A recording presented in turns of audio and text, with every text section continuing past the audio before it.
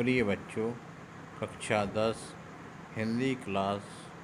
में आपका स्वागत है।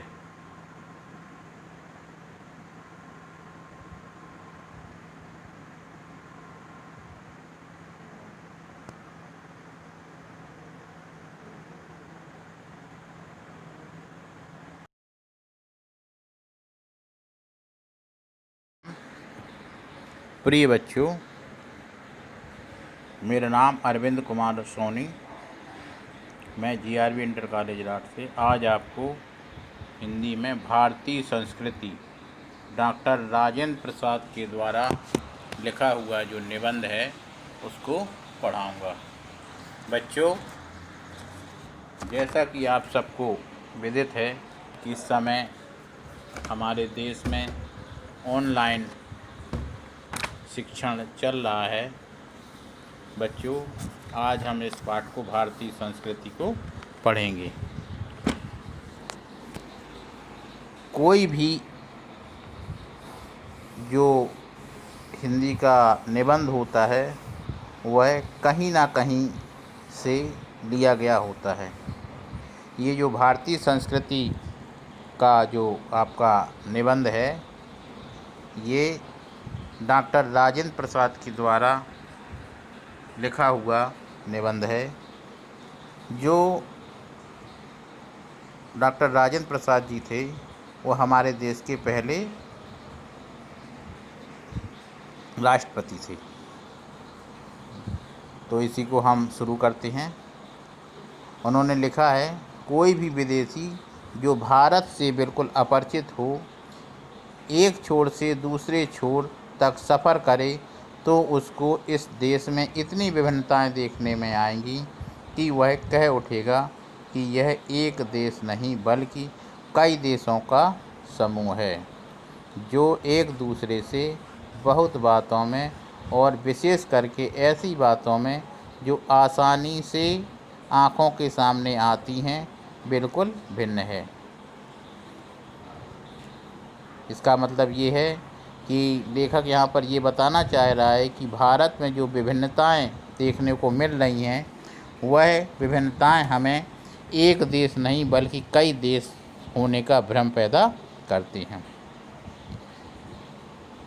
यहाँ पर लेखक ने एक और बात बताना चाह रहा है, प्राकृतिक विभिन्नताएं भी इतनी और इतने प्रकार की हैं और इतनी गहरी नज़र आएंगी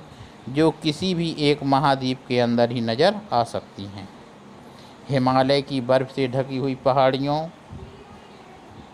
पर एक ओर हिमालय बर्फ़ से ढका हुआ मिलेगा और जैसे ही हम दक्षिण की ओर बढ़ेंगे तो गंगा, यमुना और ब्रह्मपुत्र से प्लावित समतल को छोड़कर फिर विंध्य, अरावली, सतपुड़ा, सह्याद्री, नीलगिरी की श्रेणियों के बीच समतल हिस्से रंग बिरंगे दिखाई पड़ेंगे। कहने का मतलब यहाँ पर यह है कि यहाँ एक ओर हमें बर्फ़ से ढकी हुई हिमालय की पर्वत श्रृंखलाएँ मिलेंगी, दूसरी ओर दक्षिण की ओर जब हम बढ़ते हैं तो गंगा, यमुना और ब्रह्मपुत्र से सिंचित समतल भाग दिखाई देते हैं और उसी के आगे जब हम अरावली, सतपुड़ा और सह्याद्री, नीलगिरी की श्रेणियों के बीच हमें जो समतल हिस्से दिखाई देते हैं वह भी विभिन्न प्रकार के हरे भरे रंग बिरंगे हिस्से दिखाई देते हैं। लेखक कहना चाह रहा है कि अगर हम पश्चिम से पूर्व तक जाने में भी उसे इतनी विभिन्नताएं देखने को मिलेंगी कि उस विभिन्नताओं के कारण ही भारतीय विभिन्नताओं की जो एक रूपता है वह हमें भारत में ही देखने को मिलती है। हिमालय की सर्दी के साथ साथ जो साल में कभी भी मनुष्य को गर्म कपड़े और आग से छुटकारा नहीं देती, तो समतल प्रांतों में जलती हुई ली और कन्याकुमारी का वह सुखद मौसम जिसमें कभी सर्दी नहीं होती और ना ही गर्मी देखने को मिलती है। अगर हम असम की पहाड़ियों में जहाँ वर्ष में 300 इंच वर्षा मिलती है तो जैसलमेर की तप्त भूमि पर ऐसा भी स्थान देखने को मिलता है जहाँ साल में 2-4 इंच ही वर्षा होती है।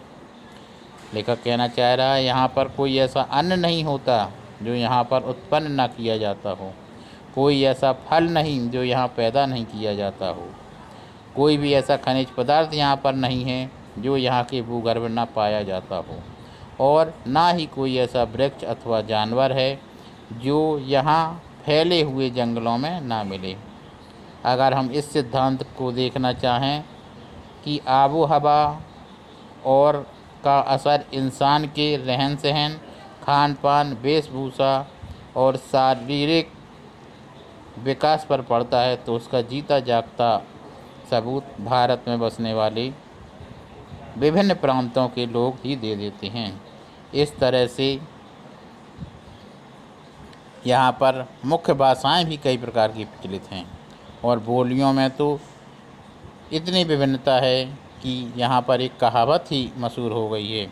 कोस कोस पर बदले पानी, 4 कोस पर बानी।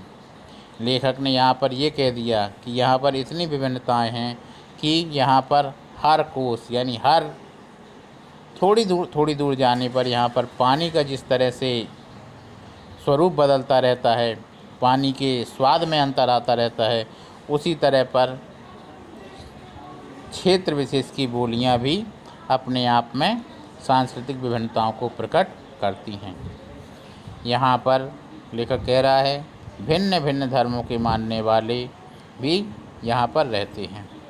जो सारी दुनिया के सभी देशों में बसे हुए हैं, यहाँ भी थोड़ी बहुत संख्या में पाए जाते हैं। और जिस तरह यहाँ की बोलियों की गिनती आसान नहीं है, उसी तरह यहाँ भिन्न भिन्न धर्मों संप्रदायों की गिनती करना भी आसान नहीं है। इन विभिन्नताओं को देखकर अगर कोई अपरिचित आदमी यहाँ पर आ जाए तो वह घबरा कर कह उठेगा कि यह देश नहीं बल्कि अन्य देशों का एक समूह है। यहाँ एक जाति ही नहीं अनेक जातियों का समूह है।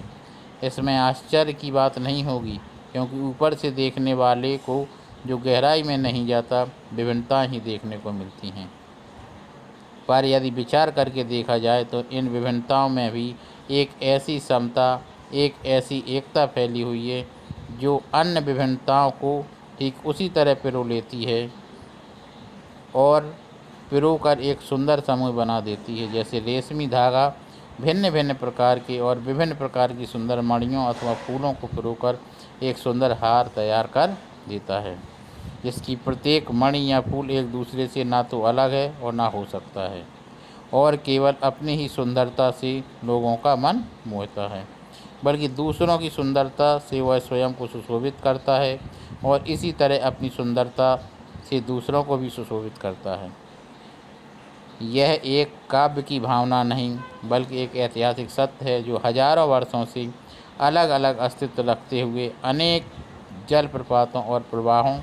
का संगम स्थल बनकर एक ही प्रकांड और